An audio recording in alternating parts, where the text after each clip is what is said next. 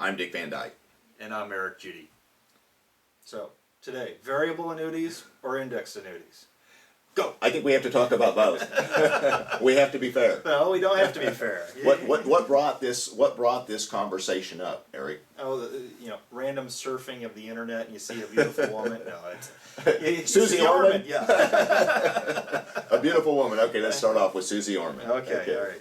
So Susie's been well known in her financial advice that right. She'll go out there and she'll take a topic. And one of the things I saw just recently on YouTube, she was responding to a question that said, "I'm interested in purchasing an annuity. Yes. Should I? Yes or no?" And she went on to say, variable annuities. The answer is basically no. It's very short and sweet. Susie Orman, one thing, love her or hate her, that's right. she is opinionated in the way that she's going to give her opinion straightforward, and like it or leave it. And I can't say that we hold her up as the ultimate planner, but she does influence a lot of people. So I think it's worth talking about. She's a very, very good personality as far as being on the media, and she takes an opinion right. and it makes for good television, good radio. So. Right. And she does have some good stuff that she puts out there. And we agree and we disagree. So it's Well, let's talk about her general point of view on variable annuities. She's just down on variable annuities now. When she not just variables, but she really dislikes annuities in general. She does give a little credence to the fixed index annuity. That there is some aspects of that she likes, and for the right, as she says, the right investor. Right. So let's just talk about maybe the variable annuity, okay. and let's break that down a little bit. Who is going to be the best candidate for a variable annuity? Quick. Somebody with a lot of money that can pay a lot of fees. If you're now be fair. Be fair. Okay.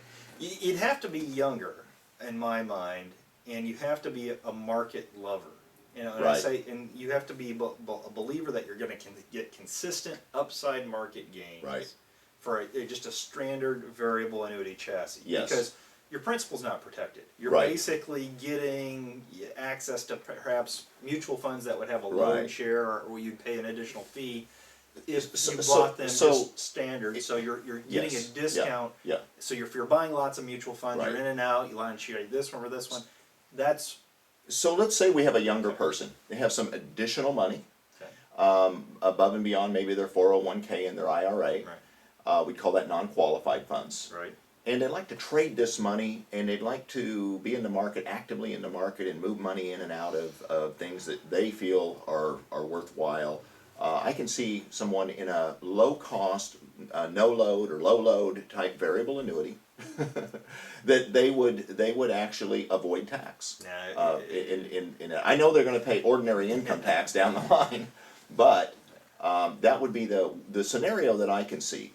Where a variable annuity can make some sense for a person, and I'm going to say a younger person, maybe someone in their 30s, 40s, this type of thing. But now when we switch over to retirement folks that are nearing retirement, and maybe they're looking to establish a very strong income. Now, a lot of variable annuities are sold on this basis because of their income rider. Right, and that's exactly it. If you're buying it for the income rider, and you're willing to pay a premium for the income rider, yes, then if you know going in that that's what you're willing to do that, so be it. Right. And I say that because the income rider is, in my mind, for someone in retirement, is really the core guarantee. That's what yes, your contractual guarantee. And when we compare the variable in this realm to the hybrid or the fixed indexed annuity, then we see some pretty stark differences, especially in recent years. When I go back maybe 4 or 5 years ago, it seemed like the variable annuity income riders were superior to the fixed indexed and the hybrid annuity. And then over the last few years, it's been a complete switch around, where you can get a higher payout typically from a hybrid annuity. You can get a higher compounding roll-up for growth, for future income, and the fees are considerably less with a hybrid annuity. I mean, like 1/4 or 1/5 or even lower, so. And one of the things we should, and I want to back up and explain, because I get this question a lot, because people are confused. Yes, When they think, I'm interested in a variable annuity. When they say variable, I always have to say, all right, explain to me what a variable annuity is to you, to me.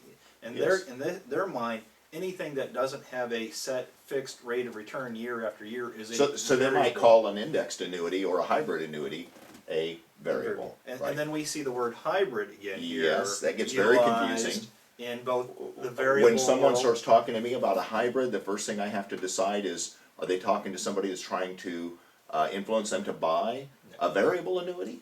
Or were they talking about someone, something they had learned about an indexed annuity? For us, when we talk about hybrid annuities, Yes, it's a fixed index chassis right, with an income rider. right. Some people actually will use that term for a variable, and they say, well, it's a hybrid because we threw an income rider Right. on a variable as well. And there's some credence to that, but if we go with the, I guess the preponderance of evidence out there on hybrid annuities all over the internet, it's the fixed indexed annuity. Exactly. It falls in the hybrid And category. so the key thing for us is variable does not mean variable rates of return. So when you're looking at a annuity that doesn't necessarily have that consistent return, like 1.5% year Yes, after year after yes. year, that doesn't mean it's a variable.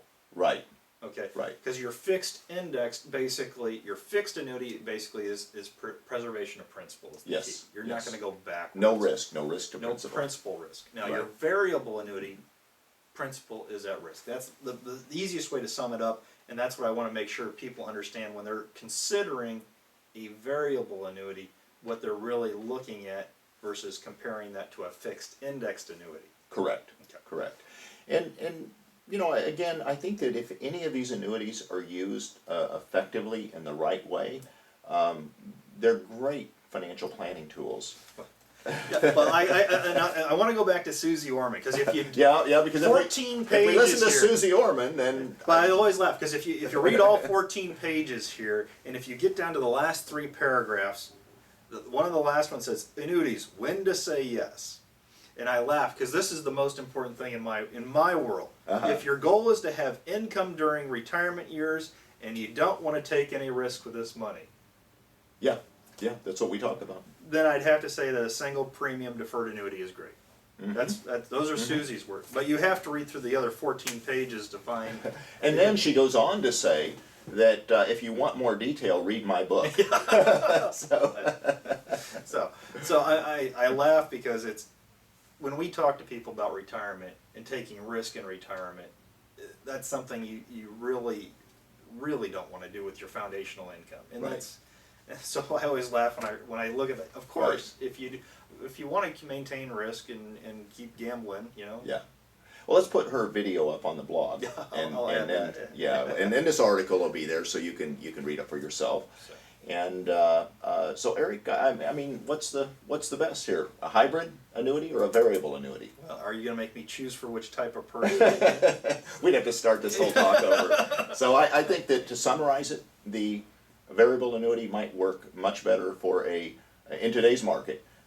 For a younger person that wants to move around in a lot of investments, and they should also look for a lower cost type of variable annuity. Maybe I'd hate to name names here, but maybe a Vanguard or a Fidelity or something of that nature. Oh yeah. Oh, and see, I think you can do it Yes. without the annuity side too. I Yeah, really yeah, do. So yeah. it- So you could, but that's just if you just want to invest. right. And Right. when we say Vanguard or Fidelity, it's because the fees there are less than A lot 1%. less, yes, Yeah. yes. But it still doesn't cover some of the other concerns that you buy an annuity for, and that's Right. the strength of the income rider and this type of thing. And that's where the hybrid, I would have to say, for those that are near retirement, in most situations, they're going to get much better contractual guarantees, better income payouts, that type of thing, with a much lower fee structure. Yes. So that's where they fit in. Exactly. If Yeah. you're using this for retirement, fixed indexed takes the risk out of the way. Okay, I think we did it. Thank you, folks. See ya. Bye-bye.